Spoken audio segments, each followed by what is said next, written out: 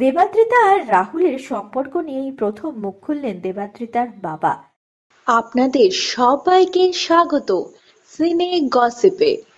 বন্ধুরা, দেবাদ্রিতা আর রাহুলের সম্পর্কের কথা প্রকাশ্যে এসেছে দুর্গাপুজোর সময়। দুজনের ছবি শেয়ার করে জানিয়েছেন একে অপরকে মন দিয়েছেন তারা।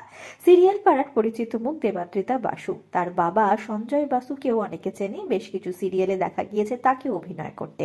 এই মুহূর্তে দেবাদ্রিতাকে দেখা যাচ্ছে মিঠি ছোড়া সিরিয়ালে অভিনয় করতে। শুটিং এর ব্যস্ততার মাঝে বাবা মার বিবাহ বার্ষিকীর পরিকল্পনা করে ফেললেন অভিনেত্রী। তবে তার সঙ্গ দিয়েছেন তার ছোট বোন। তার ছোট বোনকেও আমরা দেখেছি একাধিক সিরিয়ালে অভিনয় করতে। বাবা মার 25তম বিবাহ বার্ষিকী বিশেষ করে তুললেন দুই বোন। বাড়ির ছাদেই জমিয়ে হলো উদযাপন। তাদের এই বিশেষ দিনে উপস্থিত ছিলেন অভিনেতা রাহুল তার পরিবারের সঙ্গে। বন্ধুরা, রাহুল দেব বাসুর সঙ্গে দেবাদ্রিতার সম্পর্কের কথা আমরা সকলেই জানি। বান্ধবীর বাবা মায়ের বিবাহ বার্ষিকীর উপলক্ষে দেখা গেল সপরিবারে হাজির হতে সেখানে রাহুলকে। বন্ধুরা, দেবাদ্রিতার বাবার সঙ্গে যোগাযোগ করা হয় সংবাদ মাধ্যমের তরফ থেকে।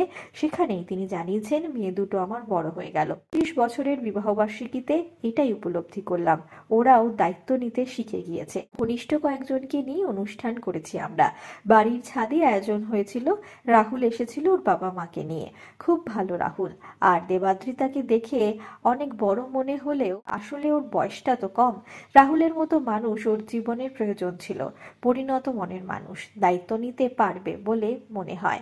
ওরা ভালো থাকুক, এটাই চাই। বিবাহবার্ষিকী উদযাপনে খাওয়ার মেনু ছিল একেবারেই সাধারণ। পনির, ফিশ দিয়ে শুরু হয়েছিল, তারপরে দেখা গিয়েছে পোলাও, পাঁঠার মাংস। মেয়েদের উদ্যোগে বেজায় খুশি দেবাদ্রিতার বাবা মা দুজনেই। বিনোদন জগতের আর অনেক খবর নিয়ে চটজলদি ফিরছি, জুড়ে থাকুন আমাদের সঙ্গে।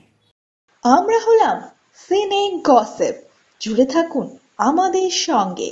সাবস্ক্রাইব করুন আমাদের এই ইউটিউব চ্যানেলটি।